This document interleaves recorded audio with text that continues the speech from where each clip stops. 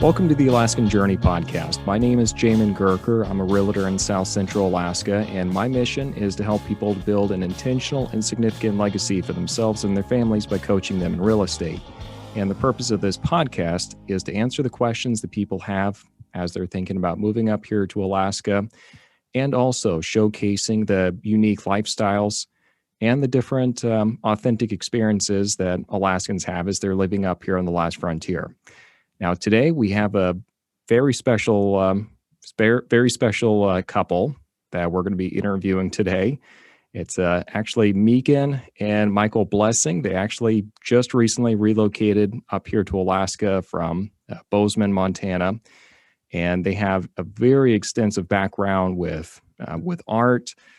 Megan, certainly has quite a bit of experience with Montana and in Alaska. And her work has been shown in national exhibitions, including the Russell Exhibition and Sale Museum, the Russell Art in Action, Great Falls, Montana, Mount Oyster Club Art Show and Sale, Tucson, Arizona, our West Show and Sale, Great Falls, Montana, Cheyenne, Frontiers Days Western Art Show, Cheyenne, Wyoming, and America's Horse and Art Exhibitions, AQHA Museum, Amarillo, Texas. And Michael, and his work has been featured in various publications, including Western Art and Architecture, Big Sky Journal, Montana Quarterly, and Western Art Collector. And his paintings have won awards of excellence from both Western Art Collector and Southwest Art Magazines, the FASO Bold Brush Award, and several International Gallery Awards as well. So, guys, thanks. Welcome to the show. Thank you. Thanks for having us. I'm just going to start with this real quick. You both have very, very distinct and unique styles, and I really wish people could kind of see the paintings behind you guys, because they really do kind of symbolize, kind of your both unique styles. So, I guess let's go and start off just by talking about that. How did you guys develop such unique styles?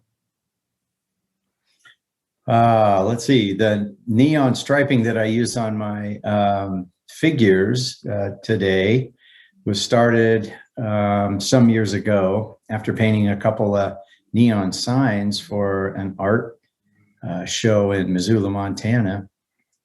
And let's see. I just had a fascination with neon signs. I grew up with them, really enjoy them. They always represent kind of a feel-good nostalgia for me. And I did these two, and a gallery in San Luis Obispo owner purchased the pieces, called me up a week later and said, I'd like to know if you have more of them. I said, these are the only two I've done. He said, well, I want 20 more because I want to represent you in my gallery in California. So I said, okay, great. So we struck a deal and I started painting these neon signs. And then I had one that was accepted to the C.M. Russell Museum as the first auction. I was invited to be in there. And that March in 2014, it set a record at the auction, and everybody was all excited. We were ecstatic. And then all of a sudden I got calls to be doing neon signs everywhere. And for almost 3 years, that's all I painted was neon signs, particularly the Western genre. And one day out in the back porch in Bozeman, one summer afternoon, I said, hey, Megan, I got this great idea. Because I was a figure painter prior to that. And I said, I'm just itching to paint some people again. I'm going to put neon on people. She thought I was nuts. And she said, I don't know. I wouldn't advise doing that. I'm thinking, where's the market for that? Yeah, like my business mind is kicking in and I'm like, I don't know. Because that's the other part of it. I mean, you're an artist, but then you also have to be a business person at the same time. So that's got to be a hard yin and yang to balance. The balance. It is a balance, yes. So I said, no, I see it. It's going to be great. So I painted the first piece. And it went to a gallery in Montana, and then they got me hooked up with a publisher to print them because they just thought it was great. So I launched this new Neon West series of paintings with old Western figures, either from the movies or historic people. And I've been doing those since 2016 or so. And I have always thought, sitting at the easel, what it would be like to actually put neon light on some of these paintings. Well, I finally just decided I'm going to do it. And 2 years ago, started working on my first piece with neon. It was with actual neon, made them, took it to Great Falls that next year, and it was a huge hit. People just went crazy over it. So we thought, wow, we got something here. And since then, I've been doing some more of those. They're quite costly to make, so I don't make very many. They take a lot of time to make. So between time and expense, they're limited in what I'm going to be making. But I have a solo show coming up in Montana, in Bozeman at Montana Trails Gallery, and they will feature 2 neon pieces that I'll have there. And I use LED neon lighting now because I can assemble them myself, and I don't have to have a glass bender make the glass for me.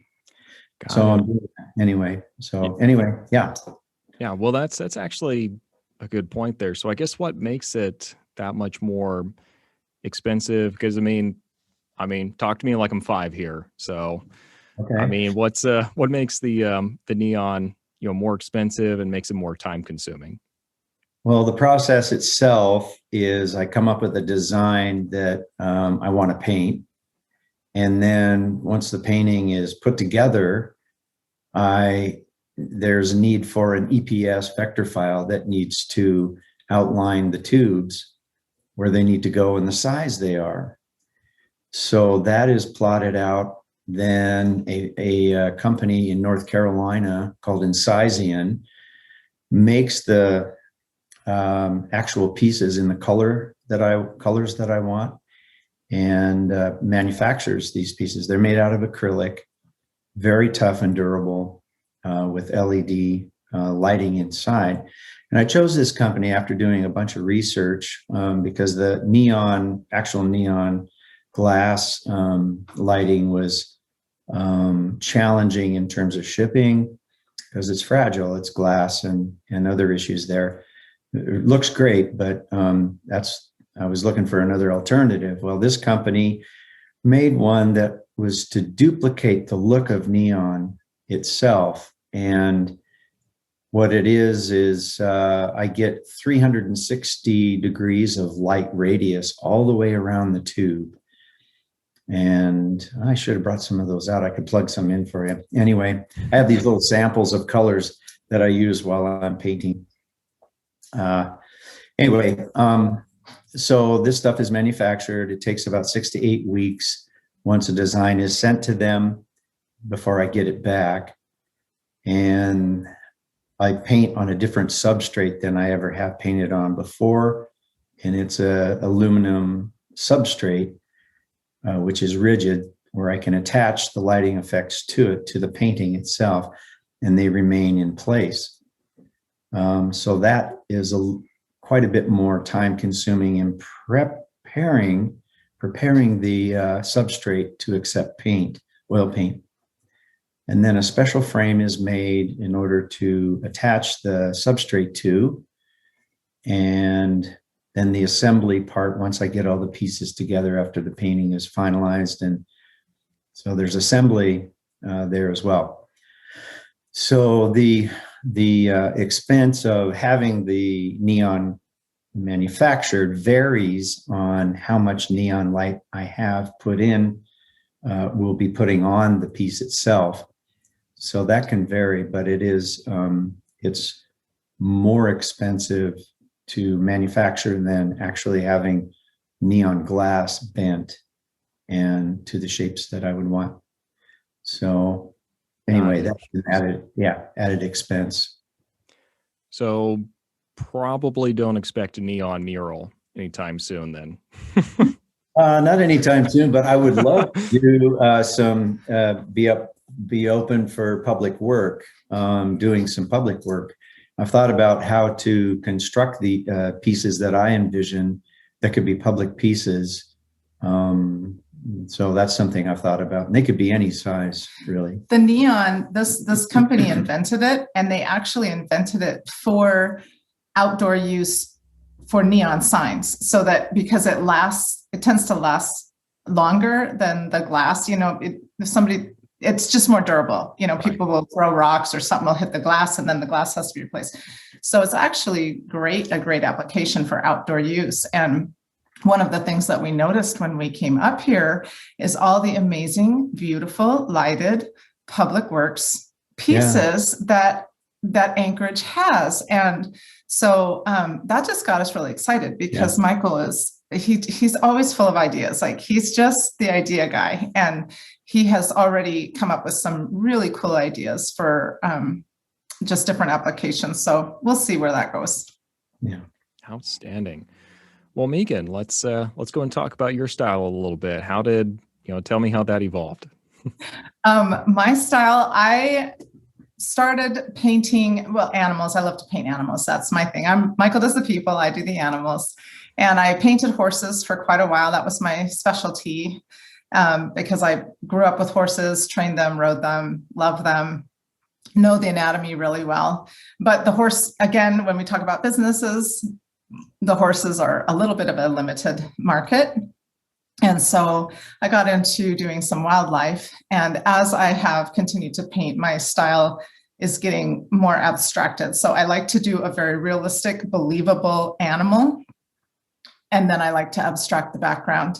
So there's a little bit of fantasy, a little bit of mystery in my paintings, but they have a modern application, but they fit really well in a traditional style, a traditional home or whatever. So I enjoy doing them. I like painting large. I prefer to paint large if I can. I like to paint the larger animals, and they just have a lot of presence. And I usually will focus on portraits. I like faces. I like eyes. And so those are the features, the facial features of the animal that I bring out, so that there's a connection when the viewer sees it. Outstanding. So let's go ahead and take a step back here real quick then. So you both were, obviously very, very well established in your area in Montana. I mean, I can see it even just looking at the paintings and kind of just being familiar with having lived in Montana and kind of appreciating them, even some of the icons there. Because I mean, you go to Montana and you can't help but feel like inspired for, the Old West. That's kind of just how it feels.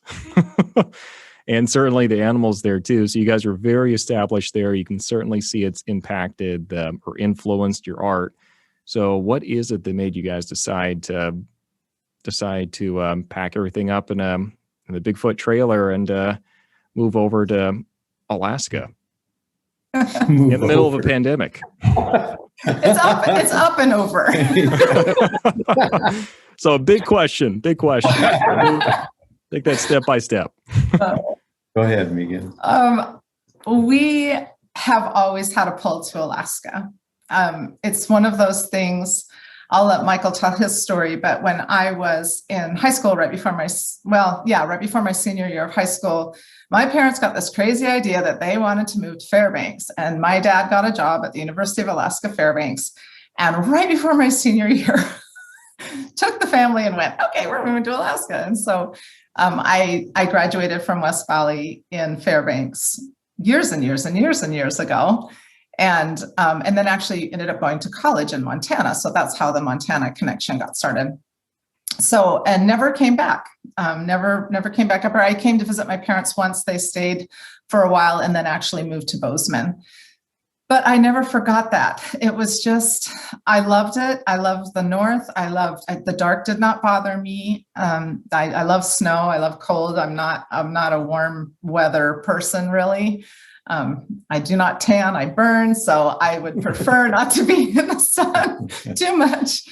And so I always wanted to come up here. And we have been, and then Michael has been up here a couple times. You can tell how your Alaska parts Okay. when you were up here. Yeah, right. The stories. In 1982, I hitchhiked up here from Bozeman. I had started going to the Montana State University in 78 and was still in Bozeman finishing up, and decided, hey, I just want to go to Alaska. So a friend of mine and we hitchhiked and came up. It took a month for this whole trip, and it was fantastic, just absolutely amazing. The whole trip was, but Alaska was the goal. And so we came and experienced that as two hitchhikers and made it back. And then I had a family reunion. My sister's husband, my brother-in-law, was in the Air Force, lived in Palmer at the time. That was in 2004, and came up here for a couple of weeks in the summer, and just was blown away by the places that my sister and brother-in-law took us to Whittier Bay and Seward and down along the Kenai and all that. And so, and then being in Palmer was just like, oh my gosh, it's such a beautiful place. So anyway, it's been on our hearts to come here and visit. That's kind of what we were thinking. And then we got this idea. Yeah, we kind of got a divine download. Our kids are grown, and we had talked about coming up here. I actually worked in Palmer for 2 different summers at a camp outside of Palmer with horses. So I had a little bit of so we kind of were drawn to Palmer. We just got this last year, this divine download. Like, if you're not getting any younger, if you want to do something, why don't you just sell everything you own and go to Alaska? Like, why not? And so we thought about it. We were like, well, it seems kind of crazy. I mean, it's actually quite difficult to pick up your life. We had a business, we had, still family in Montana and all of that. But we decided to kind of test the waters, like just, throw a couple things out there. And so we did that. And what we found is that the ball just started rolling. And once it started rolling, it was more and more confirmation that, this is a great idea. Why not? Let's go do that. So it was really kind of fun because we were listing everything we owned on Craigslist. And every time something would sell, somebody would show up, and they had an Alaska hat on. They had an Alaska t-shirt on.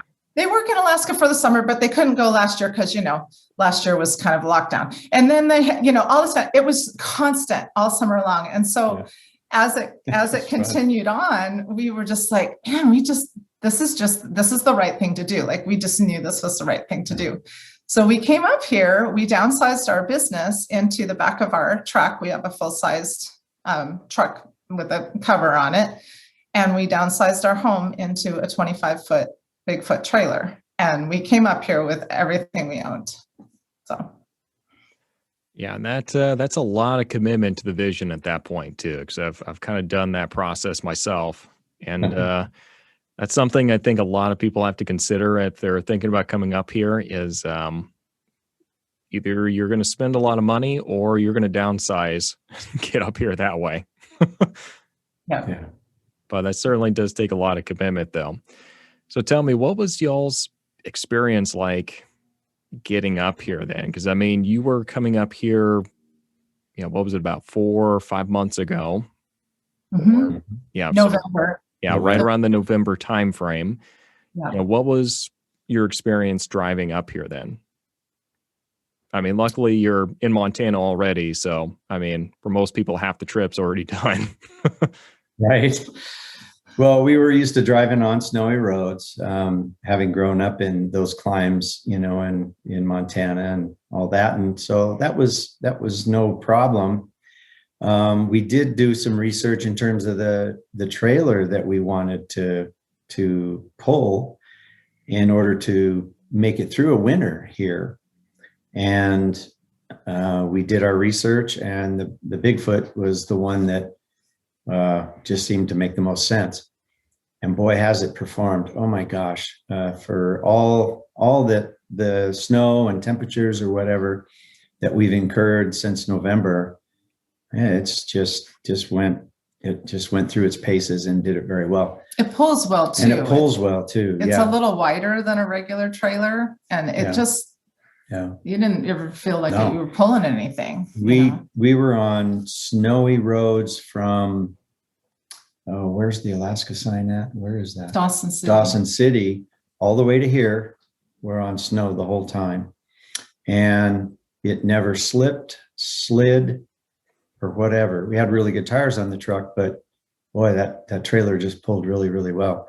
So the border crossing was good. We showed up there in just above Great Falls, and they said, okay, you're checked off. And we went through and said I had 5 days. So we drove, pretty much 4.5 days. Yeah, we had a time limit, and we were quarantining in the trailer as well. So what we did as far as the driving up is we had to fill the trailer with water because we were quarantining. So got it. Okay. So it's November and it's freezing. And so we were looking for a weather bubble as to when to leave. And so we found one that looked pretty good. Like we were like, okay, this is more, because it actually had a cold snap right before. And we were looking at these negative 20 plus temperatures. And we thought, this isn't going to work.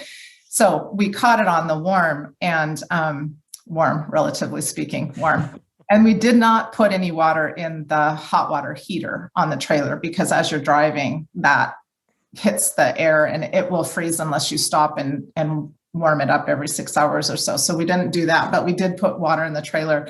So there was always this nagging, like, are we going to freeze up? Every time we stop, we're checking it. And we did get to a point in Watson Lake, I think it got really cold.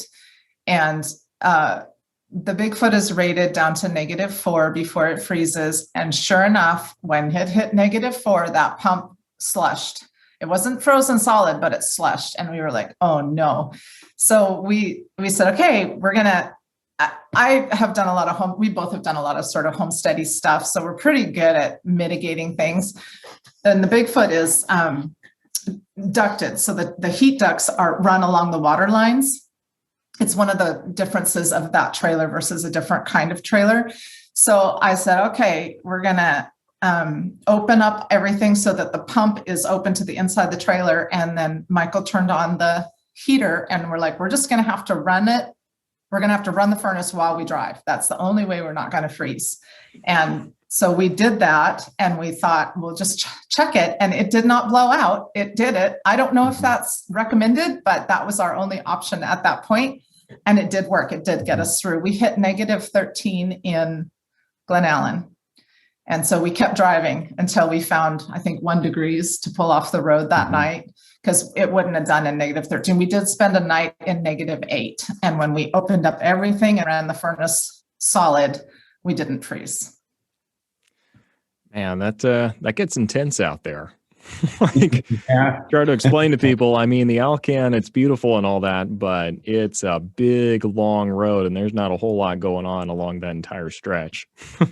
Especially not in November of 2020. No, not at all. Like, famously so. There's nothing going on out there. No. Oh, that's awesome. Did you guys have any issue, I guess, with did you transport like your studio, the paintings and everything with you also? Or, did you just mail that stuff up there? How did that work? Well, we had it all with us. We did put everything that we had, that was ready to go to market. Of course, we put it in the galleries before we left. So, but we did have a few things. And then of course, everything that the studio requires, our easels, all that kind of stuff. We had it all packed in the back of the truck. That truck was loaded to the gills. It was, it was so loaded. Oh yeah. It was, I don't know what else we could have got in there. I don't know either. So crammed. I mean, you're looking at we're actually in a rented studio space here, because we can't paint in the trailer. It's just not enough space. So we do rent a studio space here to do our work in, and you can't see it, but everything it's like the truck unfolded and everything just went, and it's all in here. Yeah. So we did that. Mm-hmm. Oh, that's awesome. All right. So you guys have lived up here in Alaska in the trailer for, about 4 or 5 months at this point. I guess you guys are not really, new hands necessarily. I mean, Megan, I guess for you, this is kind of a coming home story for you, but what's been y'all's impression so far of, I guess, of being here in Alaska and actually living up here now? The beauty is every day. I mean, Montana is gorgeous as well. Yeah. It's just different. And to have the magnitude of everything from these mountains all around us, and they're loaded with snow. The mountains are right in your face. It's like being in a ski town 24/7. And this is just the way it is here in the winter. So that for me, that's the biggest impression. And then it's just been terrific. The people we've met here have just been absolutely incredible. Everybody's so friendly. So friendly. Yeah. We love it here. Yeah. we really love it here.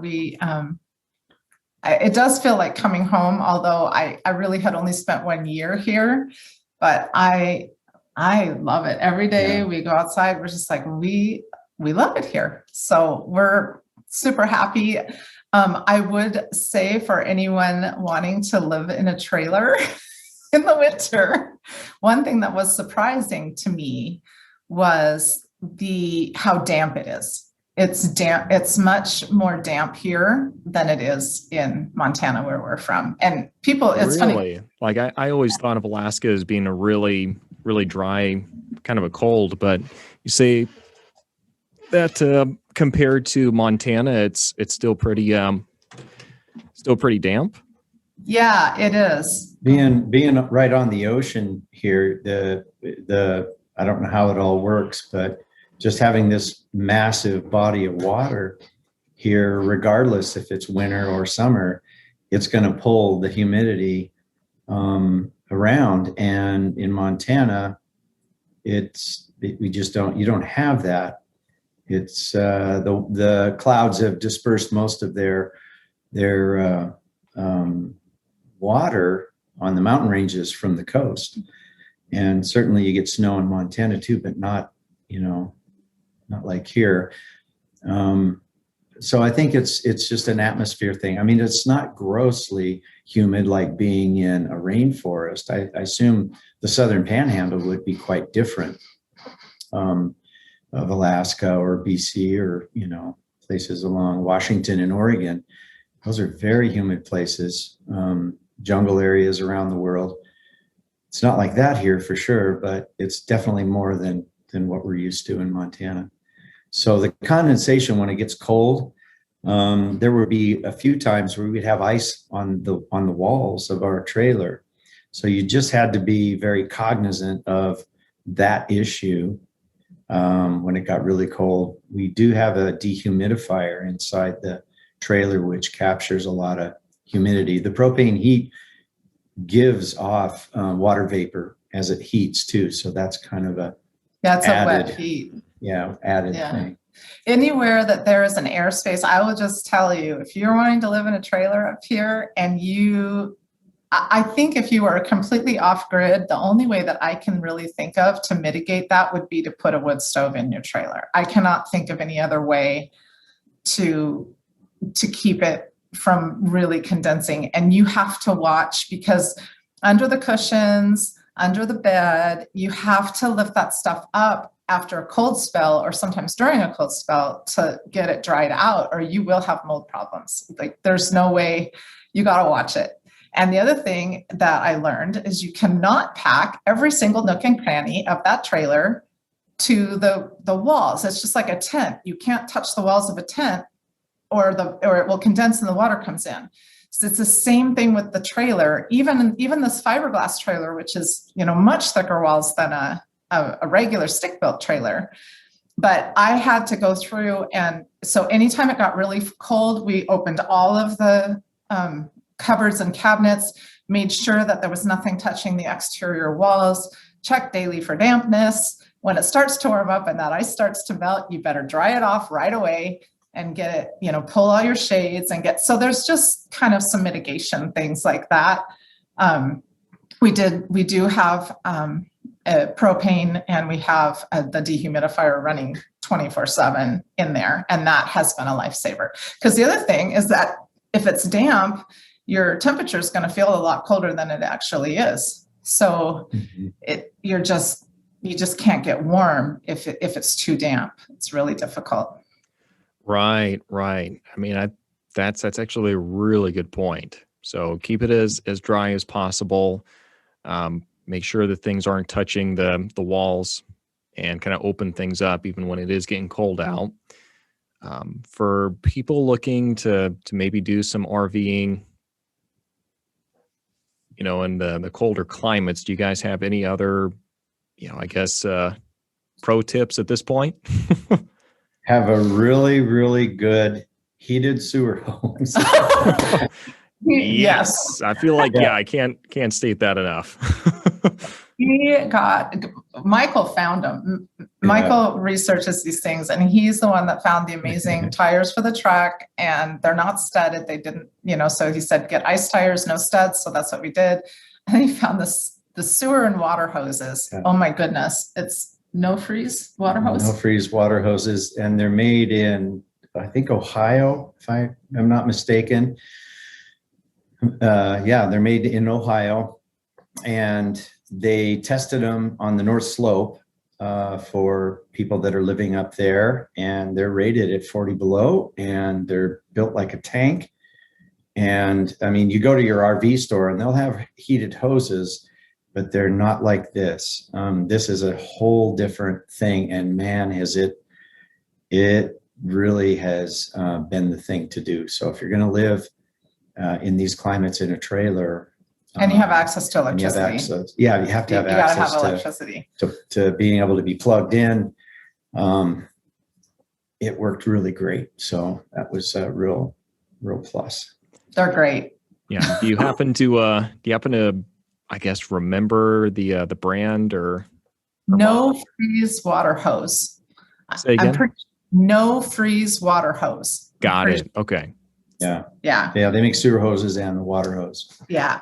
For intake and, outflow. And they'll make them to your specifications, like how long, because it's not just the water hose, it's also the spigot, right? And the intake. So they make pigtails on them, and you can decide how long you want them. And so then your pigtail wraps around the connection point, because if your sewer hose or your water hose is fine, but the connection point is frozen, it isn't going to do you any good. So anyway, phenomenal company, very, very well worth it. Let me tell you. Get the full endorsement then. Yes, absolutely. Outstanding. Oh, good deal. That's what it is. No freeze water hose. Freeze water hose. Yes, that's what you want. Yep. And they just are great. They're pricey, but wow, it's worth it. They're guaranteed for up to 10 years too.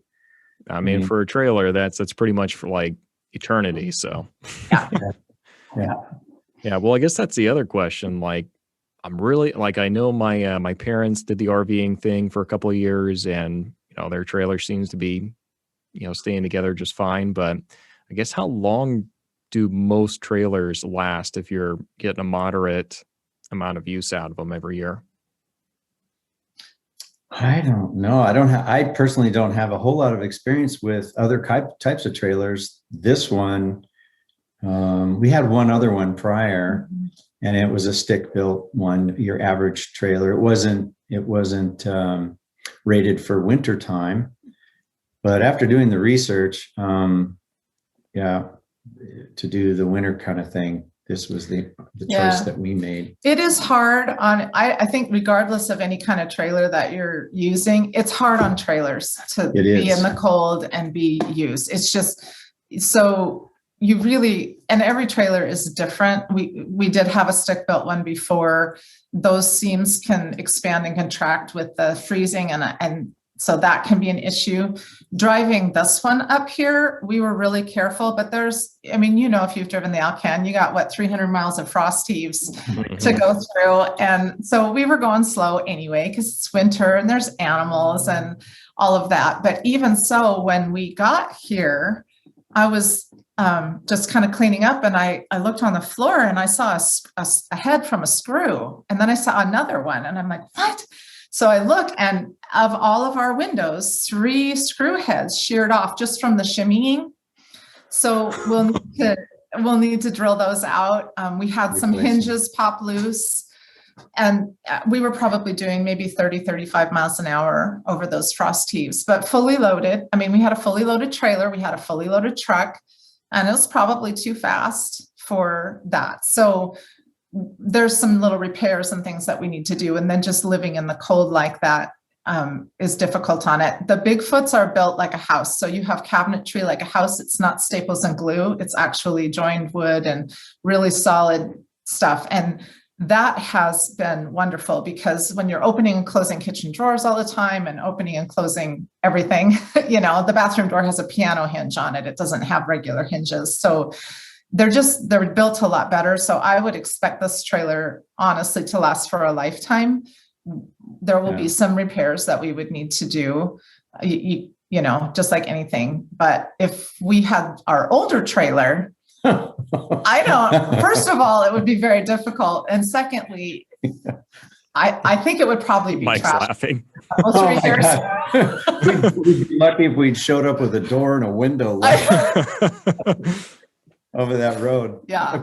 I'm exaggerating, but it wouldn't have lasted through this winter. It would have been pretty trashed by the end of this year, I think. Yeah. So you might get 3 to 5 years out of them, depending on how hard it is if you're moving a lot. But that's just a guess. Yeah. I don't know. I know that there are people that do it. And in all honesty, if you want to do something, just do it. That's part of the wonderful thing about Alaska, is that people come up here and they just have this grit, you know. It's like, I'm going to figure out a way to do this. And can do. Yeah. And we firmly believe in that. We believe in possibilities.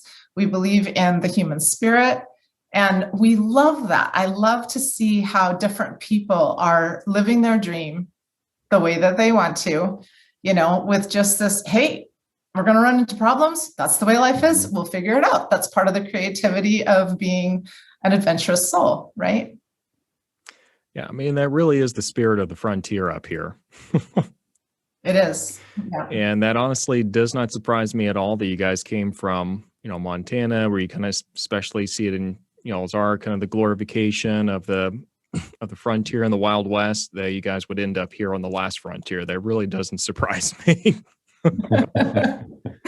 So have you guys had the chance to connect with, I guess, the artistic community up here yet? Or, I mean, I know you're still kind of just getting your feet under you and trying to get established, but have you had a chance to start reaching out to people yet? We have a little bit. Quite honestly, we've been working pretty hard since about January till now, and we will be till we leave to go back to Montana in mid-May. We're going to take 2 months and do business down there and then come back late July, August.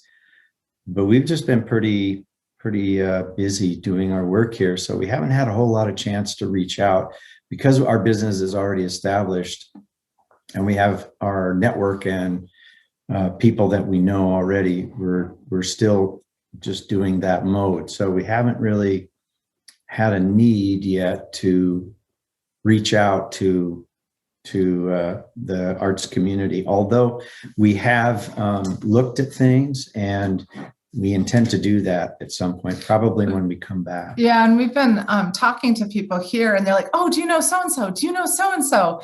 And we're like, No, it's really interesting how regional art is.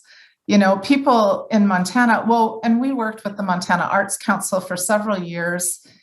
We've been part of some pilot programs for rural economic development in Montana, and we're hoping to be able to offer that in Alaska here. We're looking at doing that for artists who want to start their business, because that program actually is what launched it gave us the tools so that when our work started to take off with that auction and some other things that we were doing, we had all the tools in place to actually present professionally and, you know, have galleries take us seriously and all of that kind of thing. So we love to do that. We taught that program for 5 years in Montana and worked with the Arts Council there. And so we are trying to just come here and honor the culture that's here in Alaska, because it's different. It's not the same as Montana. This is a different place, and the art is different, and the people are different. And so, you know, we don't want to come up here and be like, you know, oh, here we are, and this is what we do.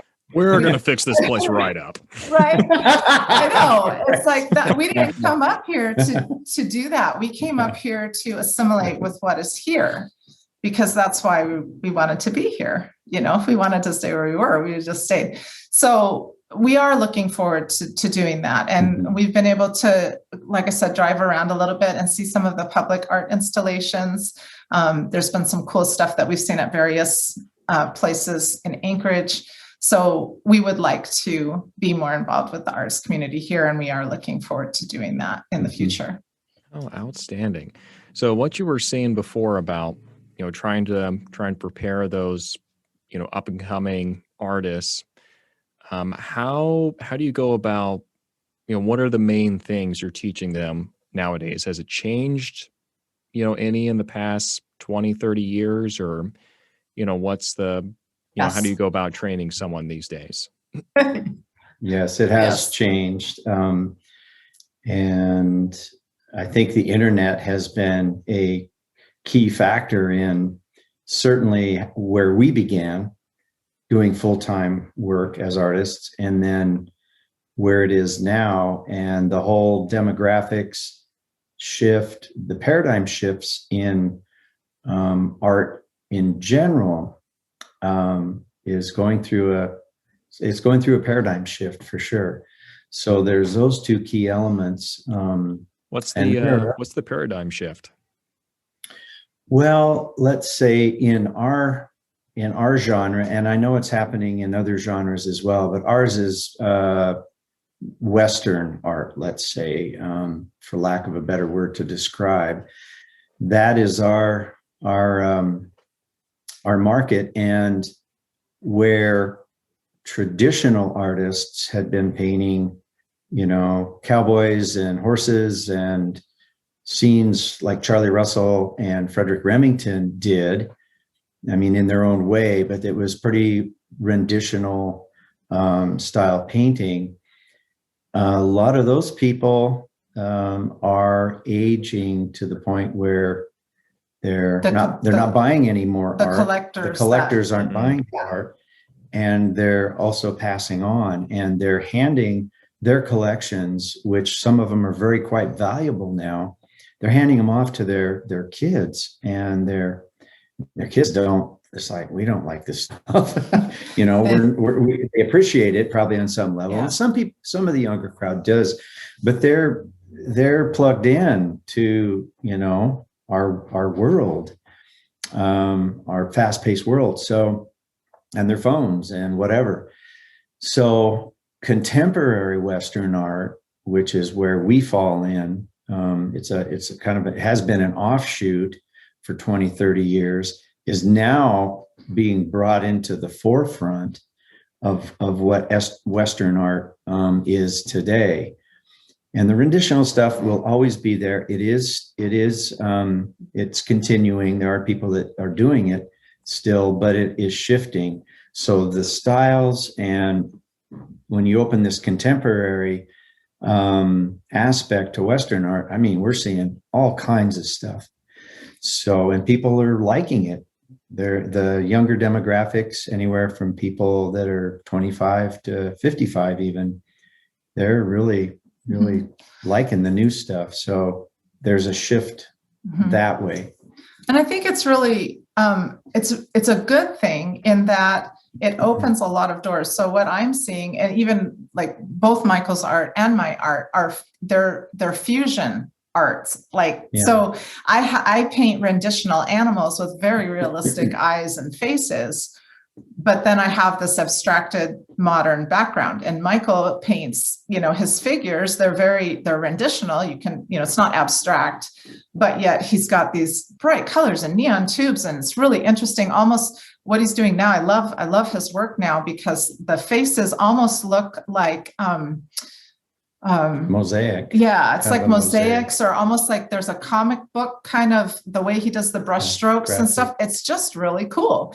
So as in a way, it allows for people to bring more creativity because the rules, the bumpers have widened. Like you don't have to fit within this little thing in order to be accepted. You can mix and match. You can let your creativity flow and have your expression of what you're trying to say. People will look at it and they'll see it and they'll go, oh, this is really different. I've never seen this before. And right now, people love different. So for a creative person, that's actually, we can raise a hallelujah for that. We don't have to conform. We can be different, I'm sure that's pretty relieving. How is the business side of it shifted in previous years? We kind of mentioned the internet being a big player. I'm assuming stuff like Instagram, I'm sure has certainly helped, but what have you guys seen from your experience? I have seen that, the way that business is done is very different than even when we just started teaching. So we were kind of on the tail end of people had paper, you had a paper portfolio that you would take to a gallery and, make an appointment if they will see you. And here's my portfolio. And you kind of flip through it and, all that kind of thing. And that just doesn't happen anymore.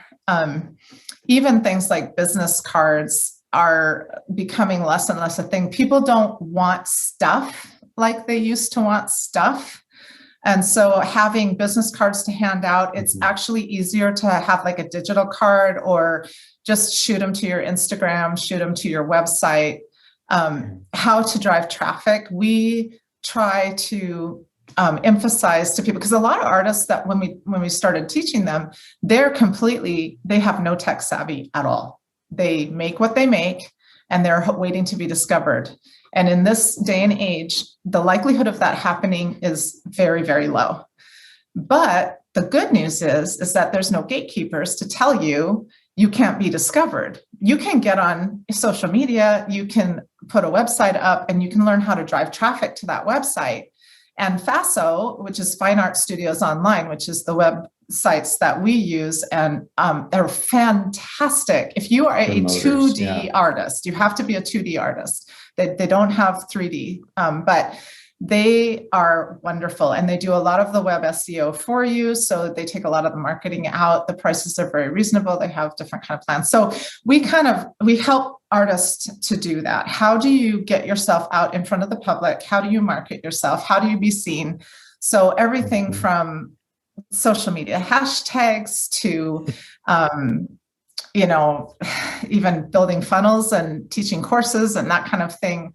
Those are all things to consider, depending on what it is that you want to do as an artist and how your business is structured. So if you are an artist and you also teach, that's going to be different than an artist like a jewelry artist who sells lots of little things. Like that would be maybe a different type of website. So anyway, we go into all of that, and everybody is different. And also personalities are different, because if you hate running your business, you're not going to do a good job at it. So we talk about how do you build a team, and, at what point do you outsource certain things, those kinds of things. How do you invest in yourself? How do you scale?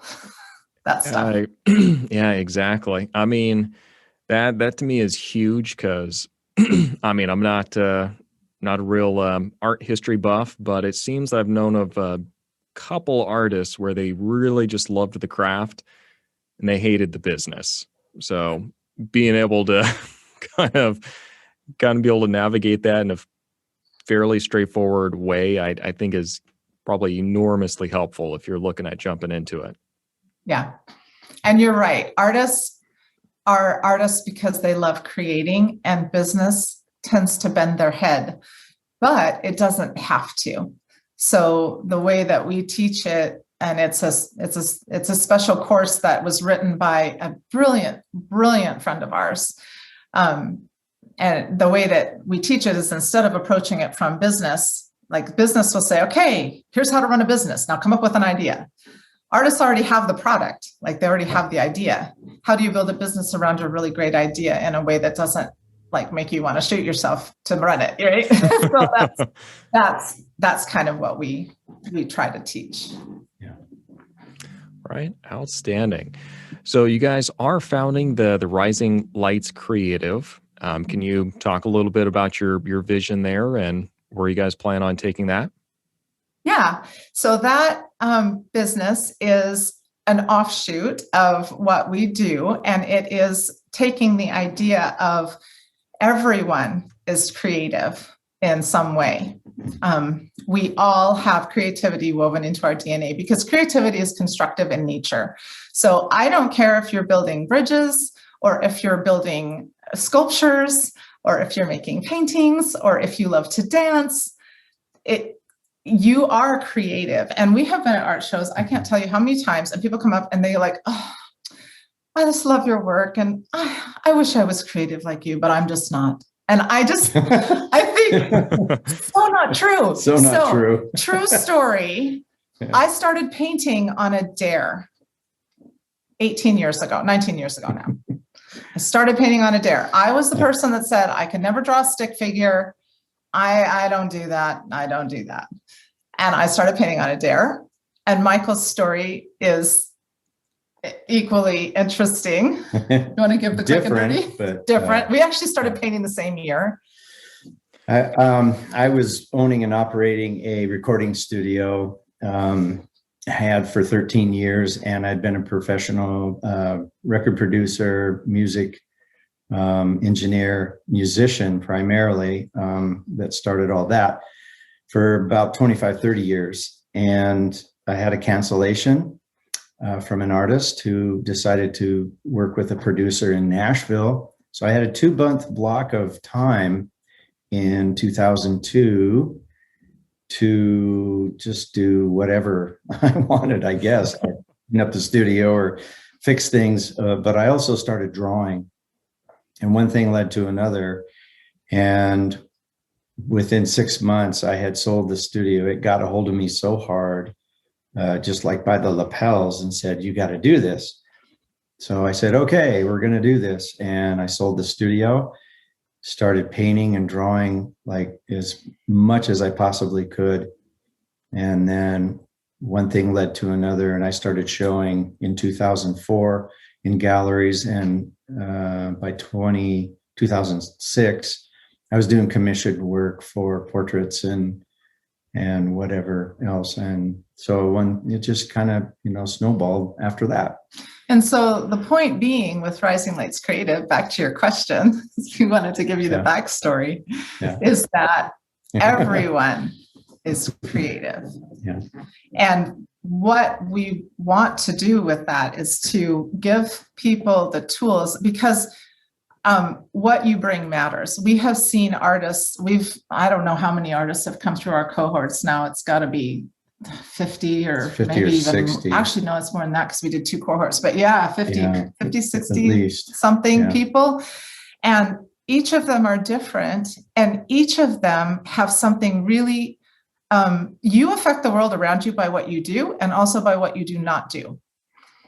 And so if you are not operating in the gifts that you are given, first of all, it's easy to be frustrated, to think, oh man, I wish my life, something's missing, or I'm bored or something, But once we find that passion, you're training for a run, you're doing running, and I'm assuming you love to be outdoors, and I'm assuming that Alaska, people love to be outdoors, and so there's something in that feeds your soul. And that is true for everybody. Everybody has that thing that feeds their soul.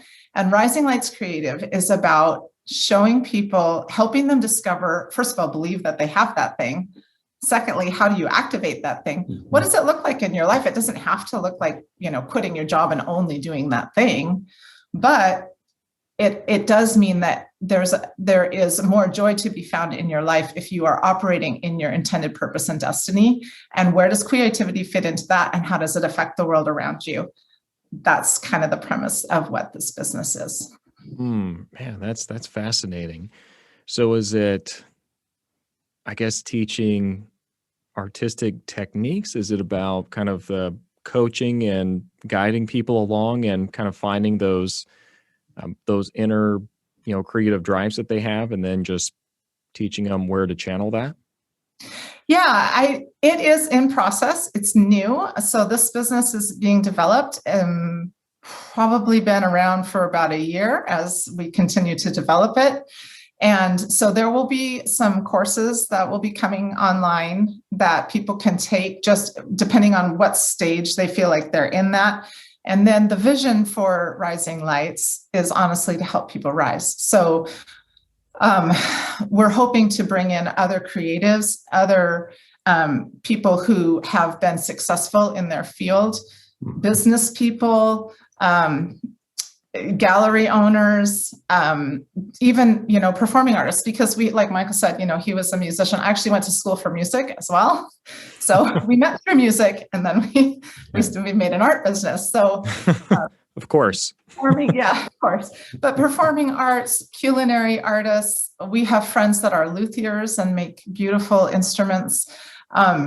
So that's kind of, we want to be able to pull a lot of different people in and basically kind of make it a hub for people to get inspired and to find purpose in it and go, oh, wait, here's a piece that will work for me. And as we're hoping to launch the entrepreneurship program for Alaska this coming fall. And that will be also a piece of Rising Lights for any artists or artists in any different disciplines that are wanting to actually do this as a business, as a full-time, then that's how that would be run. Outstanding. Well, sounds like you guys, you never go halfway. Yeah, you don't know the halfway. We're cliff jumpers. That's what we are. Not afraid to just go for it. I love it. So where can people go if they want to, check out the Rising Lights, or they, want to get in contact with you guys? Where's the best place for them to go? You can follow Rising Lights Creative on Facebook, Instagram. We do have a YouTube as well that we are working on getting some more videos up. But if you want to see what it was like to come to Alaska, kind of, condensed version of a lot of road, you're welcome to go there and watch those. There is also a private Facebook group for those who are interested in getting involved with Rising Lights Creative or just kind of seeing what it's like. You can go to the page, and then the group is on the page. You can ask to join that. If you are interested in seeing Michael's art or my art, then our websites are michaelblessingart.com and meganabra.blessing.com. And that's MEAGANABRA. It's a little awkward, but that's my name. So that's what it is. And you can follow us as artists also on Facebook, Instagram, under Blessing Fine Art, or our separate names as well. We're kind of everywhere. Good deal. Yeah. We'll make sure that we do get as many links as we can into the show notes here. So we'll give people some good jumping off points. Thank you. Thanks. Yeah. Oh, that's awesome. All right. Well, Megan, Mike, I really do. Sorry. I really do appreciate y'all's time then. Is there, I guess, anything else you'd like to say, or any other topic you'd like to explore?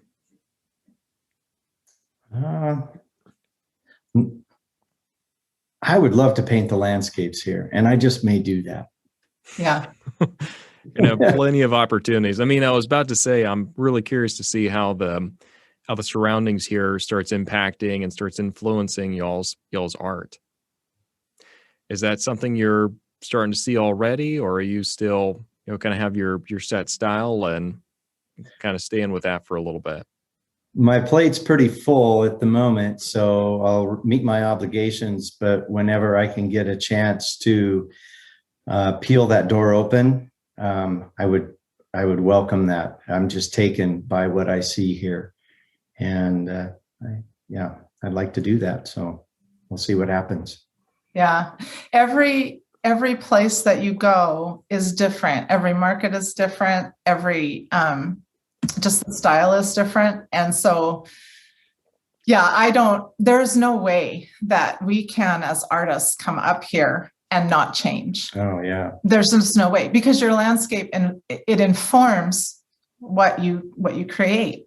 So I would absolutely expect that over time there will be a shift in our work, because that's just how it works, and we're excited about it. Like, I kind of want to paint a polar bear. I think I might do that.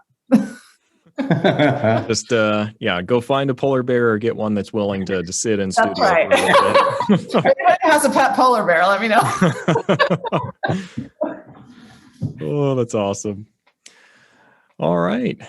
Well, it was a pleasure talking, guys. And like I said, we'll make sure we get the links down in the show notes. And for those of you who are still listening, thank you. And we look forward to talking in a future episode. If you are looking at moving up here to Alaska, certainly do check out my YouTube channel at Alaska Realtor. And I do answer the questions a lot of folks have about moving up here. So make sure you check that out. And other than that, thank you for listening, and see you next time. Thanks for having us. Thank you. Thank you. Bye.